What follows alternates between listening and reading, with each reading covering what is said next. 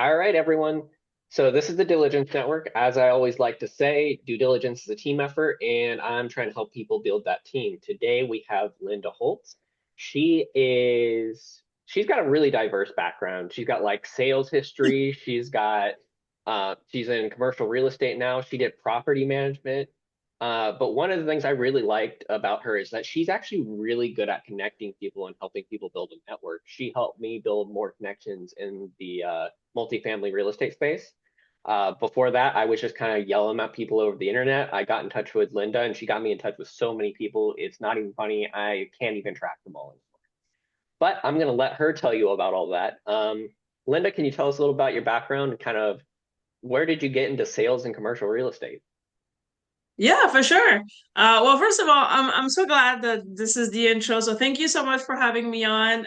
It's been awesome to I feel like we've connected a couple of months ago now, and you've always been like very supportive of everything that I'm doing too. So I'm super happy to be here.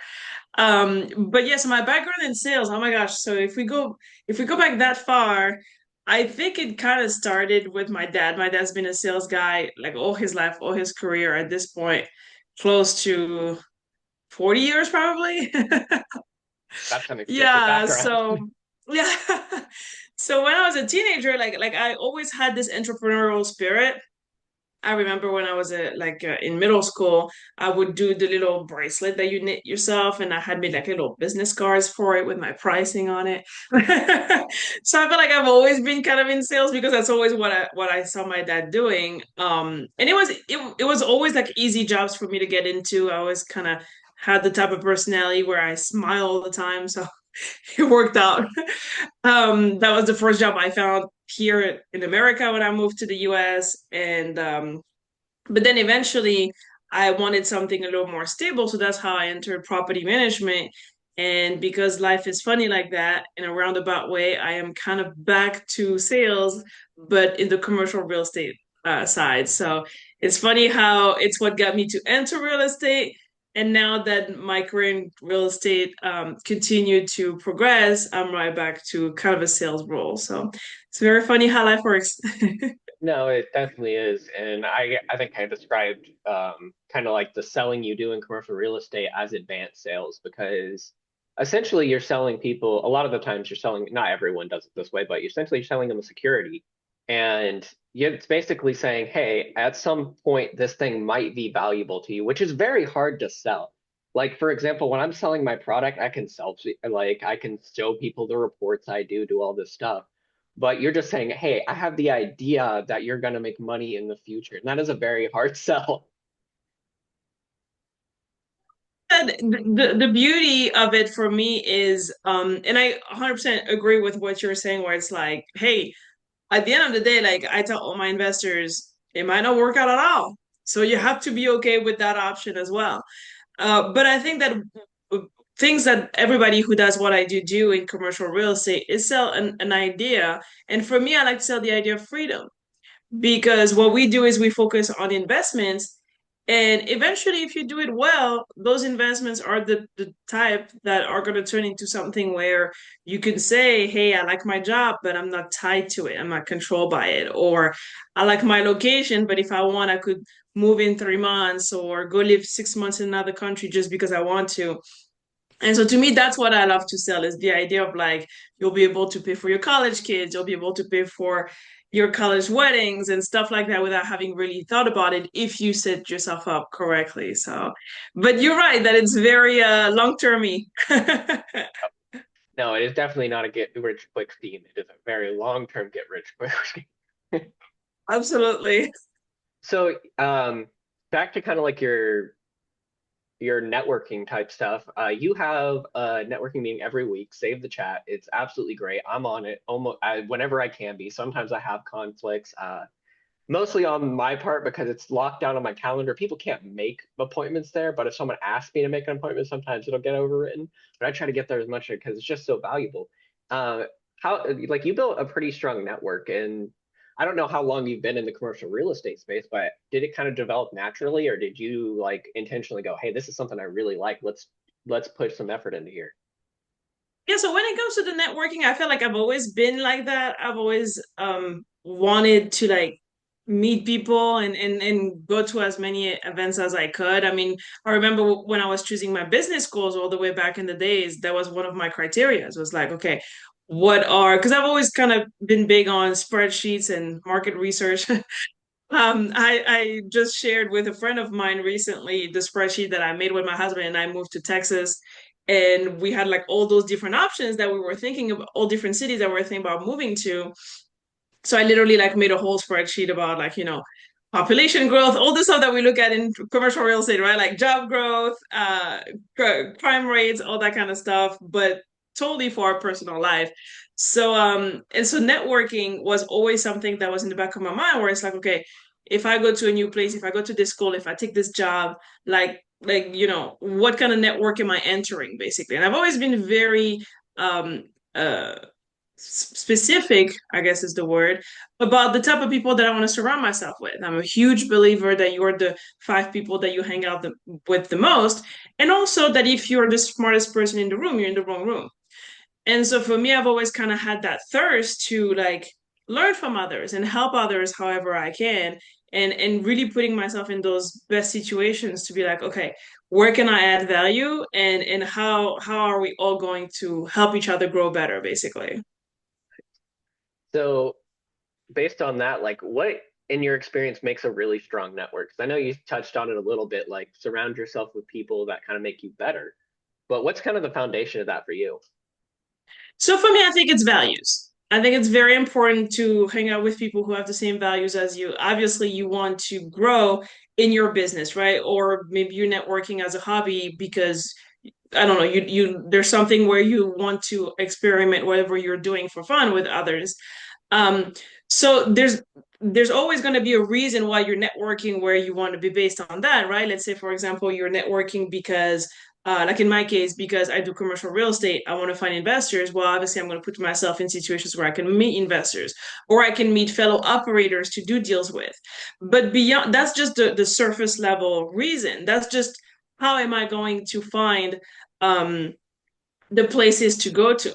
Now, in terms of once I'm there, how do I determine who I want to hang out with? That's where the core values I think are very important. You have to know who you are and in order to attract the right people who are going to be like-minded. Now, don't get me wrong, I recently read Worthy by Jimmy Kern Lima. So if I can recommend that book, definitely a plug for that. But she was talking in her book how it's very important, and I don't want to get political, but it's very important to continue to hang out with people who have different views than you have too.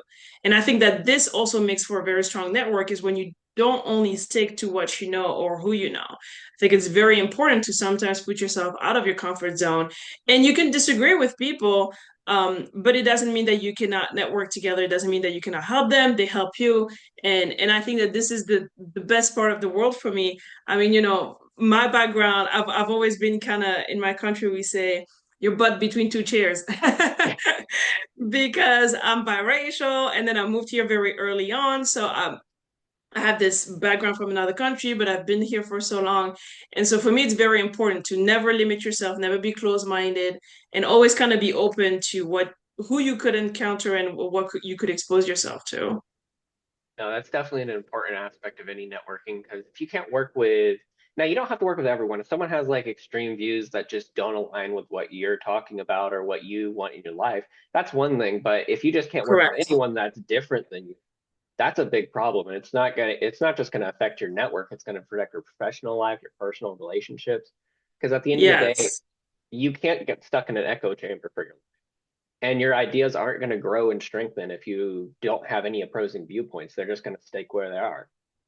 Absolutely. And I will also say like it's important to differentiate like everything starts with networking. But then there's people where they're just gonna stay in your contact list, right? They're just gonna stay a connection, if I can call it that. And it's important to differentiate. Okay, there's people where you're gonna become business partners, you're gonna become friends, right? Like friends is the next level. You're gonna become maybe one day you're gonna date one of them, right? Like maybe you'll meet your spouse at a networking event. But I think it's very important to see the difference because I agree with you that ultimately you're not gonna do business with everyone. And it's okay to say that. It's okay to say, hey, you can be my network, I can be in yours, but there is this line where I can't go past that. And to me, that's where the core values intervene for sure. So, we talk about like how you get your network together, how you do that. What is some of the value you've seen out of your network? Just not just hey, they've done deals with me, they've helped me build some stuff. Is there any like tricky situations they help you navigate? Yeah, oh yeah. Oh yeah. I think it's very important again if to surround yourself with people who especially if you're doing it from a professional standpoint, it's obviously different if you're just doing it like for personal, like making friends or for just to have fun or things. But if it's professional, I think it's very important to always try and network and be with people who have more experience than you so that maybe one day you can call and just ask for advice. I mean, people love to just help out. Um, and it's you can't you cannot be in a situation where it's the blind leading the blind. I had a post recently about that when my husband and I first got into commercial real estate. He would always say, we're not going to do deals with everyone, and he meant like people who are on the same level as us. And at the time, I was like, oh my gosh, like we can't say that to people. But I really realized like no, it's true, right? Like it's very important to always always have somebody in your network who can tell you this is how you do this. Now, obviously, all they can give you is advice. The bottom line, every decision is on you. But I think that it's very important to have those mentors or those coaches that are further along down the road so that you can ask them. And same thing, by the way, I think it's also very important to try and pass it on. Like hang out with people who are not as advanced as you are too, so that everybody helps everybody at the end of the day. Yeah, no, that's a very important part, and like I completely get that philosophy because that's kind of what I do too. Even though I'm kind of like a service provider in the industry, I'll get into touch with people that they don't really have a use for my services now or even in the next 3 years, but it's something that like, hey, this is something in your toolkit. This is how I work. Maybe you can take some of this while you're evaluating your early deals and use it yourself so that you know what you can get into. And then down the road, if you need help, if you need like really extensive help, you can call me and we'll get together and help each other out. Um, Absolutely. yeah, it's definitely a different philosophy than most people take when business, and it's completely crazy to me. It's just like you help people and they will help you. I've gotten referrals to some really big clients from people that I didn't even know knew those. It was just it was just like they were like, oh, this guy was really nice to me, and then suddenly I have a new client, and for me that's absolutely crazy. But uh, so we talked a lot about how your network can benefit you. How have you ever seen any big mistakes come from your network, like how people network, or maybe what people do within their networks? Mm, like that I've like witnessed personally. Um, well, I'll give you an example where I won't name names. But I have seen, so for me, reputation is very important. Commercial real estate, I think that having integrity and keeping your word, obviously, this is what you built your business on, so I'm sure you agree. It is just so, like, it's not even crucial. It's like if you're not gonna have that, then you're in the wrong business, in my opinion. I mean, I'm hoping that in the world, any business should be like that, but at least for sure when you're dealing with people's investment, when you're dealing with people who have like saved their whole life to be able to better themselves in the future, you want to make sure that you do things right by them. So for that reason, reputation, keeping your word, integrity, that's very important. Now, going back to the reputation piece, we operate in a world that's very small. It's a very niche industry at the end of the day. And so I have seen people, unfortunately, who have burned the wrong bridges. And because everybody knows everybody, the word goes around pretty quickly. So I do think that it's always very important to ask yourself, kind of like I was gonna say pick your battles, but at the same time, going back to the core values, if there is something that you don't like, it's okay to say it. And if you're the only crazy one in the room saying it, then if that's what you believe, then it's worth it. If you think that you're on the right side of history, then fight for that, right? But yes, I have seen situations where unfortunately people did something that aggravated the wrong person or the wrong group of people, right? Sometimes you can do something against someone, and that someone is fine with it, doesn't hold a grudge, whatever, but they have other powerful friends, like you were saying. You don't know who people know in their own networks. And so I have seen those situations where it's like all of a sudden you kind of get that big red A letter scarlet letter on your back, and you're like, oh, okay, yeah, maybe be a little bit more careful next time. But I think it always goes back to if you're a good person, if you operate with integrity, then people will give you the benefit of the doubt. And I think that's also the importance of having a good network, is that it's all about consistency. You want to be in front of people, especially if you're doing it professionally. You want to be in front of people that you respect and that you want to deal with often. Because at the end of the day, if you ghost them, if you disappear for 6 months and they don't know who you are, well, then how are they supposed to have your back when it's needed? I think consistency is something that is very, very crucial in anything that we do. Um, Sometimes it's as simple as self-discipline, and then sometimes it's as a little bit more complicated as making sure that people know who you are because they've seen you consistently in different situations, different um, outfits and places, and so they know who you are at your core because of that. No, that's definitely an important part about it because, like, I can, even though I do something really niche and everyone I talk to is like, oh, that's super valuable. Um, at the end of the day, if I get in contact with someone, I get on a meeting with them, and then I fail to keep talking to them, keep following up, you kind of fall out of their mind, even if it's something really important. Like they could be dealing with an actual fraud case in 6 months, and I Mm-hmm. didn't follow up, and suddenly they're in trouble because they had a tool that they kind of lost contact with. So no, it's definitely important for people to keep seeing you and keep knowing what you do and kind of build that integrity and that foundation of trust over time, rather than just like quick slab on something and just leave it setting there for a while before you start building a house on it.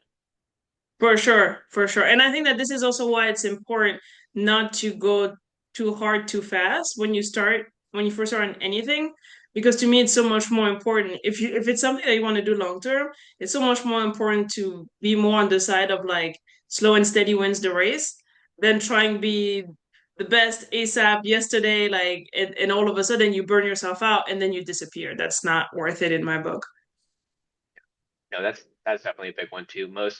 You've got to take their time to do things right. And if you don't, it's going to show not just in your work, but in your personal life and in your health too. I was like, I've been guilty of overworking myself and going too fast, too hard. One year, actually a couple of years ago, it put me in the hospital 3 times. So Oh wow. be very careful about trying to do things, trying to be the best right away. Being the best comes from time and effort. It doesn't come from Hmm. you working really, really hard for a month. It doesn't matter how hard you work. You're not going to be the best in a month. Take the time to do it right. Absolutely. I totally agree. So this one is kind of open-ended. What's some of the biggest impact you've seen for networking in the real estate investing space? Is there any like investments that you've just been like, hey, I'm not going to get involved in that because my network actually helped me out and told me no, that I've worked with that operator in the past.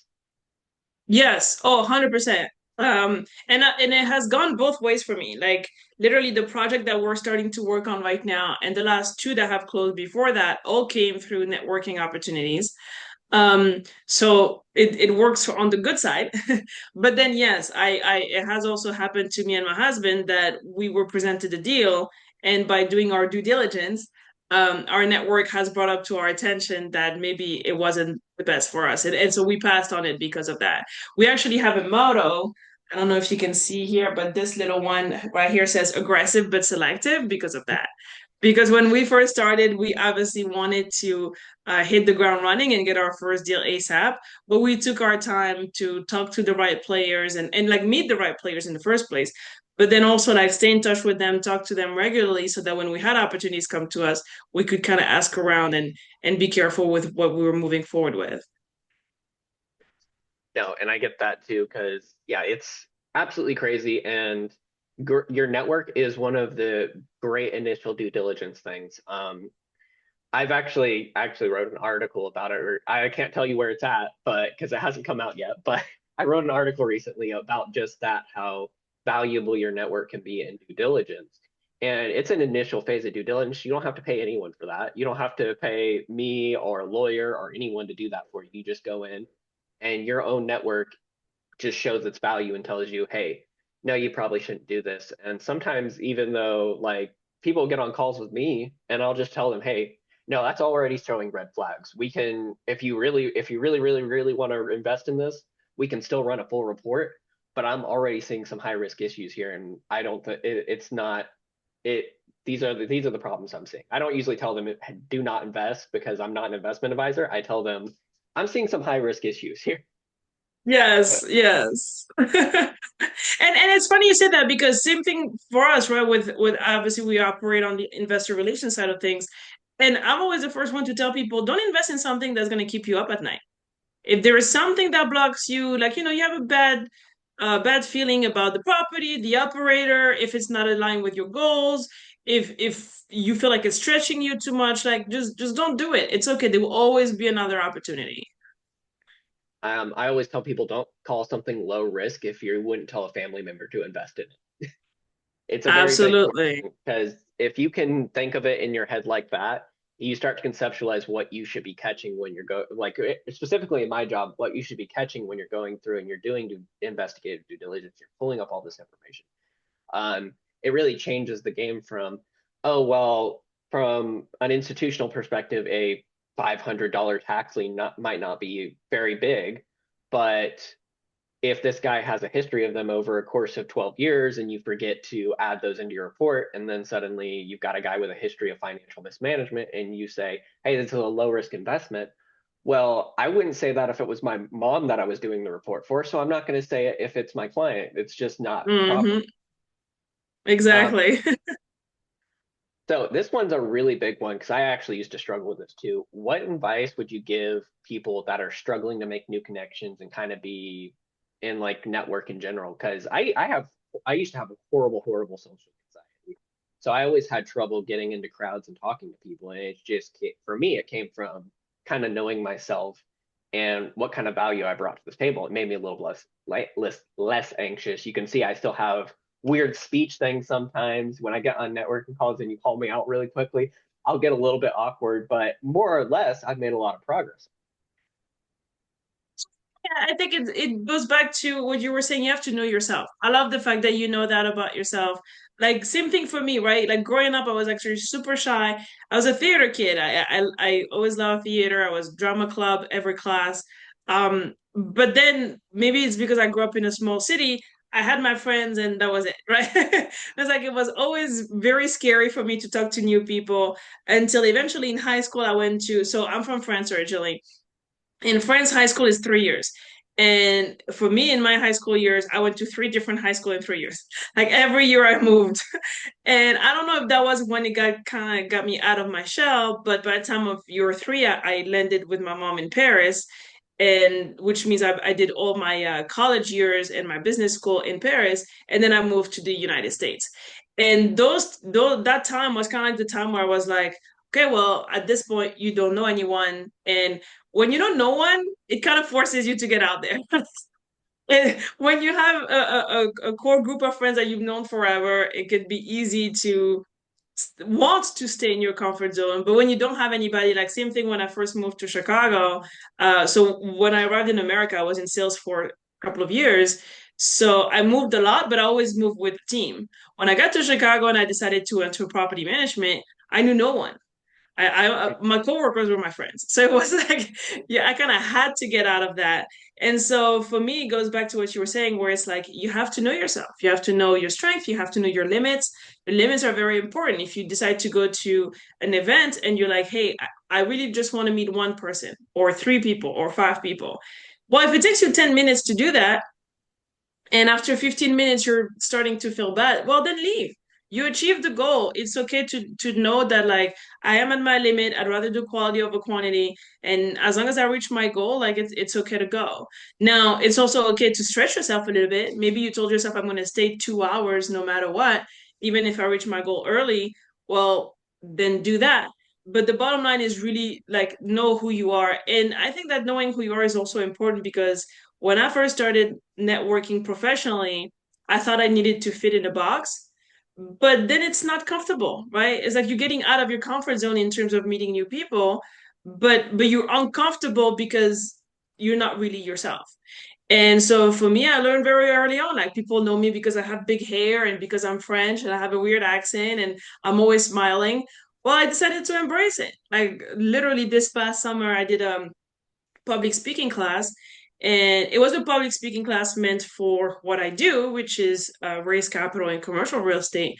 But I ended up learning so much more about myself where I was like, yeah, you know what? If you're my people, you're my people. And I'm always going to try to meet new people. But at the same time, if somebody doesn't vibe with me, I'm not going to force them. And so to this day, right, like I said, it started probably in high school for me, but to this day, I still have to remind myself of that. I still have to remind myself, hey, this is who I am, and I'm okay in my own skin with who I am. And yes, I want to meet others, but if it doesn't work out, I'm not gonna force it. Like that's the beauty of networking. Like I was just saying, there's always another opportunity. Well, there's always gonna be another event where you'll probably go and no one will know you again. And it's okay. As long as you stay true to yourself, it's okay. Yeah. No, that's definitely an important part of it. Being yourself is just kind of like an underrated superpower for most people. Everyone's kind of afraid to do it at first, and then when you start doing it, you realize that people like that person a lot more than the person you're Yes. trying to pretend to be. And that's something that everyone struggles with, and I think it's just when you're younger that you struggle with that, but it persists throughout your life when you get into new environments and new spaces and you meet new people. You're going to try to be something that you're not at some point, and you just need to remind yourself, hey, I'm unique and I'm valuable, and bring that to the table. Yeah, and especially in this world, I think every like more and more the last couple of years, and I don't think it's going to get any easier. Everyone is so focused on AI, and I think that the only thing that could never be replaced by that is authenticity. As long as you stay your genuine self, you'll never be replaced by a robot.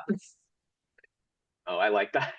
Um, AI is a great tool, but you have to know its limitation, and you have to know that if you just stick something in the AI, for example, if you're making a LinkedIn post, you just shove it in through AI and go, "Hey, make me a LinkedIn post." People are going to be able to spot that very quickly because it's not Yes. going to sound like you.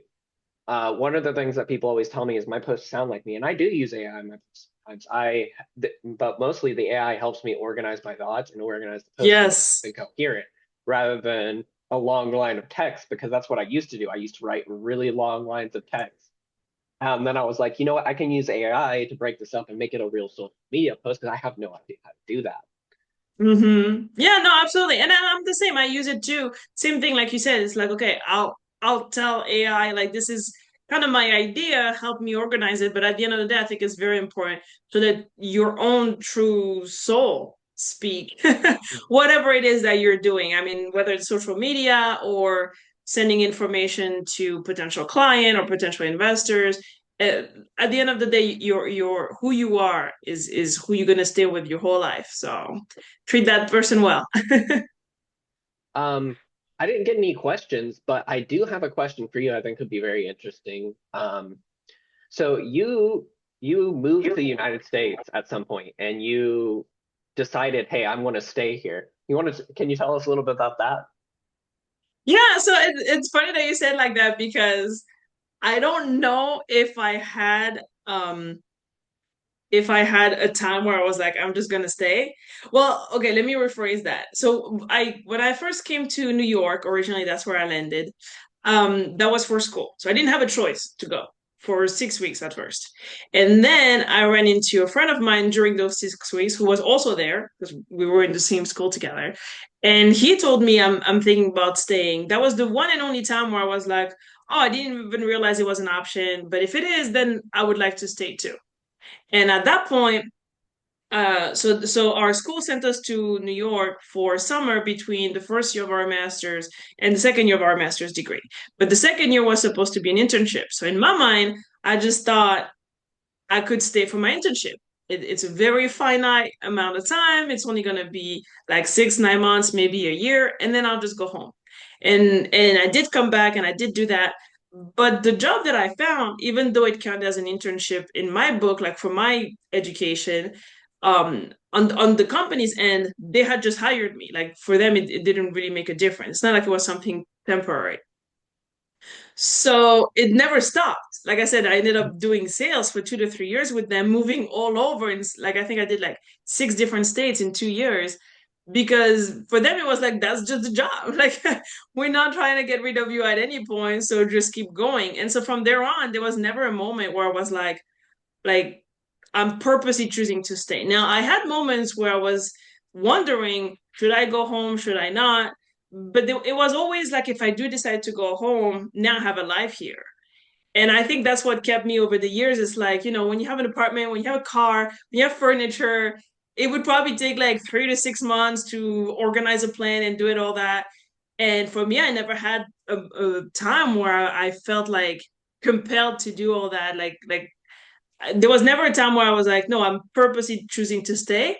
But then there was also never a time where I felt because I want to go, I have to actually like do the plan. So the years kind of have gone on by themselves. And now when I look back, I'm like, wow, it's been 13 years from 6 weeks to 13 years. And it feels like I have seen none of it. I just blinked and it happened. No, I really like that story. That's why I wanted you to say it on the call too, because I read that post and I was like, that's a super interesting story because people kind of forget that things can just kind of happen to you, and like how you react to them is really important. So you had an opportunity Yes. and you stuck with it, and now you are where you are today. And for me personally, that kind of resonates with my own story. I'm not going to get into too much there because I can talk about that for like 30 minutes by itself. And these are only supposed to be around 30 minutes long. But before we wrap up, what's one piece of advice you'd like to give to investors looking to build a network that actually helps them? Yeah, I think it goes back to what we're talking about, be yourself. But I think the first step to that is to know yourself. You cannot be something that you don't know. So just really sit with yourself, ask yourself, okay, what are my values? What do I stand for? What do I like? What do I not like?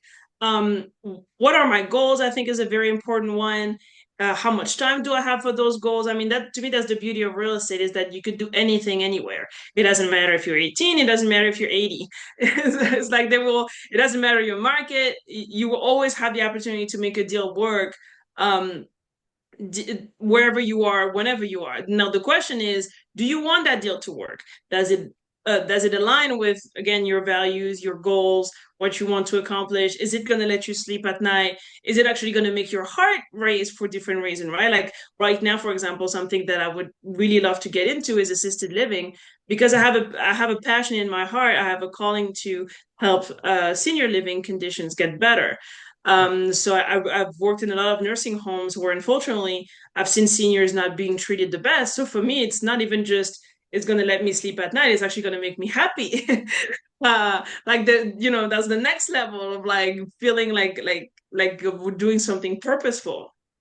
And so all of those things you have to, yeah, just sit with yourself and have this conversation with your younger self, with your future self, and just ask everybody at the table. I think it was Napoleon Hill who talked about, I forgot the name that he gave to it, but he would have like almost like a board of directors, but it was all the grand figures of people that he would have loved to meet in his life. So it would be like Abe Lincoln and Napoleon Bonaparte and like I don't know, like maybe Gandhi or something. And he would say like I literally go into my own head and talk to all these guys when I have a decision to make.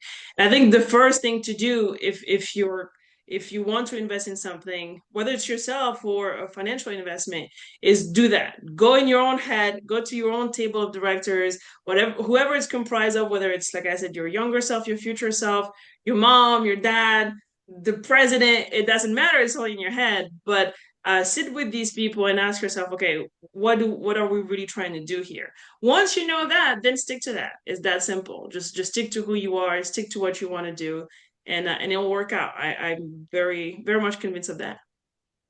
No, I definitely like that approach. And finally, if someone wants to connect with you, what is the best way for them to do it? I will drop contact info on both the YouTube page and on all the posts I do throughout my network. So we're actually on LinkedIn, Facebook, and X now. We've expanded a little bit just so that we can get in touch with other people that aren't on LinkedIn. But yeah, how's the best way to get in touch with you? It's awesome. Yeah, I'm not on X yet, but I am on LinkedIn, Facebook, Instagram. So on LinkedIn is just me, Linda Holtz, And on Facebook and Instagram, my company is M2RE, Married to Real Estate. I founded that with my husband. So you can find us on those platforms. I'm happy to give my calendar link so that when you post all of those details, feel free to post that. If anybody wants to have a 15-minute thanks a latte with me, that's what I call them because I always say, yeah, if it's our first time meeting, I want to thank you a latte and you get a $5 Starbucks card just to hang out, just to tell me a bit more about you. and and I'm happy to tell a little bit more about what we do. And yeah, LinkedIn is the best one, but I can drop all my contact, email, phone number, not a problem. All right, sounds great. All right, so this has been the Diligence Network with Linda Holtz. If you ever want to get in touch with her, you'll be able to do so right through our LinkedIn post or our X post or whatever you're looking on, and you'll be able to get more ideas about how to network. And I'm sure she'll let you join Save the Chat if you really want to.